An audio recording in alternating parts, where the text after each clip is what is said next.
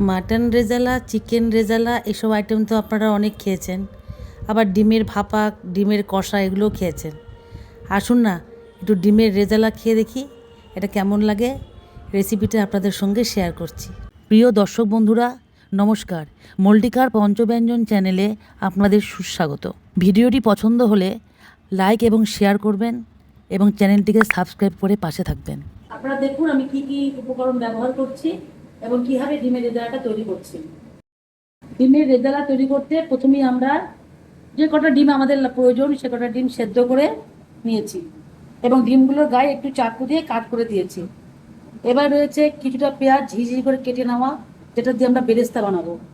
কিছুটা পেঁয়াজ একটু বড় টুকরো করে কাটা আছে, কয়েক কোয়া রসুন আছে, এখানে আছে কাজু এবং পোস্ত বাটা, টমেটো বাটা, কাঁচা লঙ্কা বাটা, আদা বাটা, কিছুটা টক দই এবং লবণ, গোলমরিচের গুঁড়ো, ঘি, একটু চিনি এবং তেল।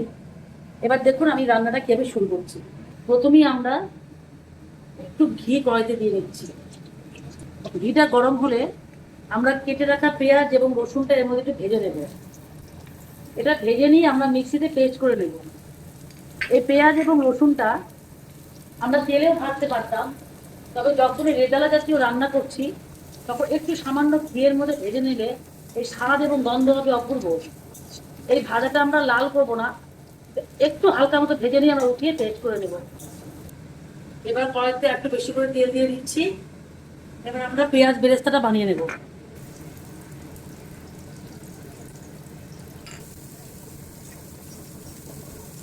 আমার পেঁয়াজ বেরেস্তাটা তৈরি করা হয়ে গেছে। একটু কয়েক দানা চিনি ছড়িয়ে দিচ্ছি যাতে এটা মুচমুচে ভাব থাকে। ডিমগুলো খুব হালকা করে ভেজে নেব।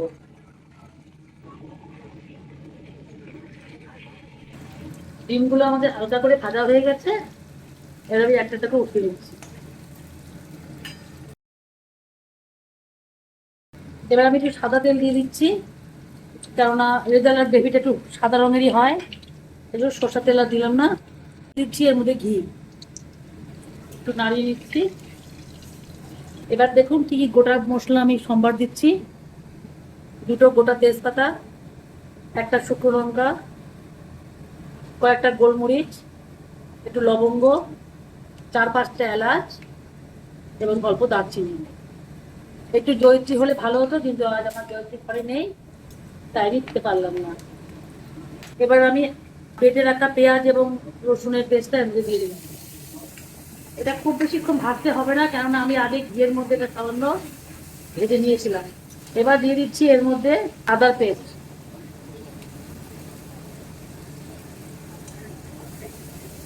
দিয়ে দিচ্ছি কাঁচা লঙ্কার পেস্ট,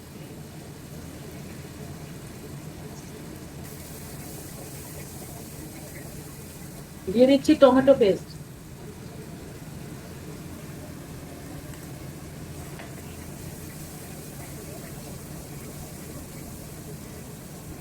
এবার মশলাটাকে আমি খুব ভালো করে ভেজে নেব।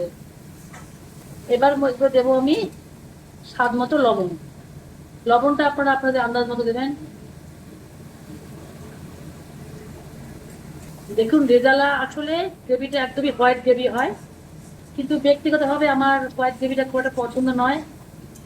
তার জন্য আমি একটু এটাতে রং আনার জন্য সামান্য কাশ্মীরি লঙ্কার গুঁড়ো ব্যবহার করব।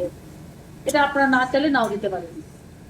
আমার একটু লালচে রংটা হলে ভালো লাগে, যার জন্য আমি একটু কাশ্মীরি লঙ্কার গুঁড়ো এতে ব্যবহার করব।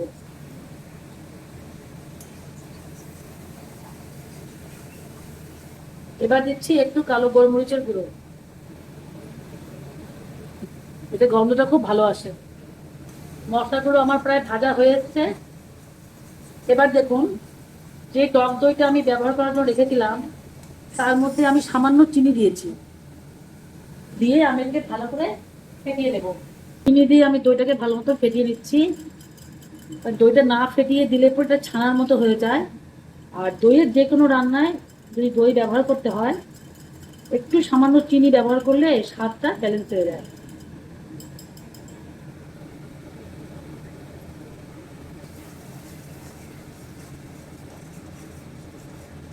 এবার মশলাটা ভাজা হয়ে এসেছে। এবার আগের থেকে বেটে রাখা কাজু এবং পোস্তটা আমি দিয়ে দিচ্ছি।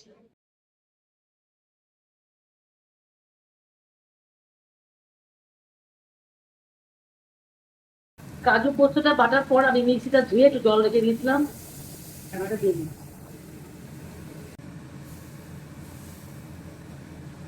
এবার আমি আস্তে আস্তে ডিমগুলো ছেড়ে দিচ্ছি, দিয়ে ভালো করে নাড়িয়ে দিচ্ছি।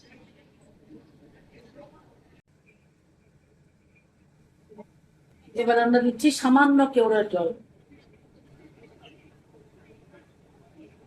ডিমের রেজালাটা সম্পূর্ণ তৈরি। এটা আমি পাত্রে ঢেলে নিয়েছি, এর ওপর দিয়ে পেঁয়াজ বেরেস্তা দিয়ে দিচ্ছি।